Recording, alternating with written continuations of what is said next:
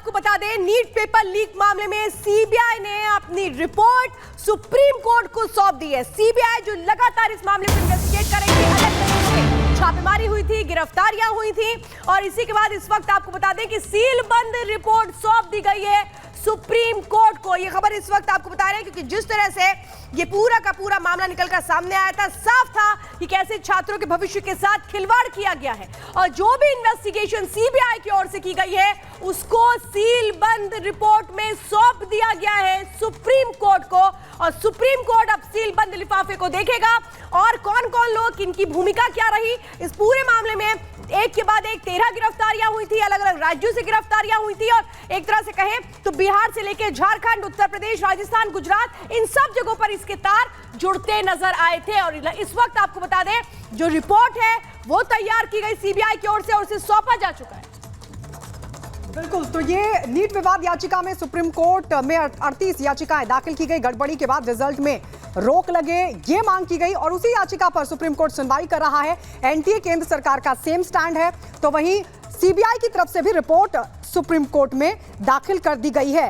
अब supreme court में जो जांच रिपोर्ट दाखिल की गई है, कोर्ट में अगर यह साबित हो जाता है कि गड़बड़ी हुई है तो जाहिर तौर पर ये जो परीक्षाएं हैं वो रद्द भी हो सकते हैं, जिसका विरोध एनटीए और केंद्र सरकार कर रहे हैं। वो कह रहे हैं कि कुछ जगहों पर ही गड़बड़ी हुई है, इसलिए पूरी की पूरी परीक्षा को रद्द करने का कोई मतलब नहीं है, क्योंकि सुप्रीम कोर्ट भी कहता है कि जरा भी बर्दाश्त नहीं होगी। और इसी बीच एक बड़ी खबर आपको बता दें, नीट पेपर लीक पर आज सुनवाई सुप्रीम कोर्ट में।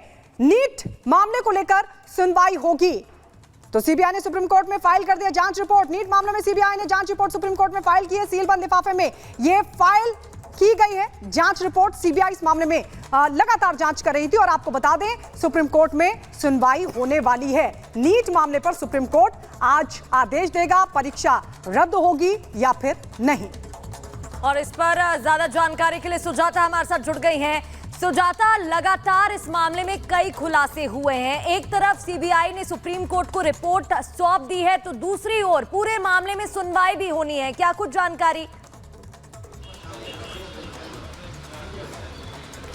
जी प्रगति, मैं आपको बता दूं कि आज एक बार फिर नीट मामले पर सुप्रीम कोर्ट में सुनवाई होने वाली है। पिछली सुनवाई जब सोमवार को हुई थी तो सुप्रीम कोर्ट ने ये पूछा था कि किस तरह की गड़बड़ियां हुई हैं, आज तक सीबीआई ने क्या जांच में पाया है, वो तमाम जानकारियां दी जाए। तो सीबीआई, एनटीए और केंद्र सरकार तीनों की तरफ से अपने अपने जवाब दाखिल कर दिए गए हैं सुप्रीम कोर्ट में। केंद्र सरकार की तरफ से, एनटीए की तरफ से एक 7 सदस्यीय विशेषज्ञों के पैनल की सिफारिश की गई है जो इस पूरी प्रक्रिया की मॉनिटरिंग करेगी। केंद्र और एनटीए ने कहा है कि किसी तरह का कोई लीकेज नहीं हुआ है। यह भी माना है कि गड़बड़ी करने की कोशिश की गई थी, जिसमें 153 जो लोग हैं उनकी पहचान की गई है और उनके खिलाफ कार्रवाई की जाएगी, उनके खिलाफ आगे भी एक्शन लिया जाएगा। यह भी कहा गया है कि हम जुलाई के तीसरे हफ्ते में काउंसलिंग शुरू करा सकते हैं। तो ये तमाम जवाब दाखिल करने के लिए खुद सुप्रीम कोर्ट ने कहा था। पिछली सुनवाई में सुप्रीम कोर्ट ने कहा था कि अगर आप हमें संतुष्ट कर दें कि वो कौन कौन से लोग हैं, अगर आप चिन्हित कर सकते हैं किन छात्रों ने गड़बड़ी की, किन छात्रों ने नहीं की, तो हम दोबारा परीक्षा के आदेश नहीं देंगे। लेकिन अगर ऐसा नहीं हुआ तो फिर हम दोबारा परीक्षा के आदेश दे सकते हैं। तो तीनों तरफ से एनटीए, केंद्र सरकार और सीबीआई ने अपना हलफनामा दाखिल कर दिया है।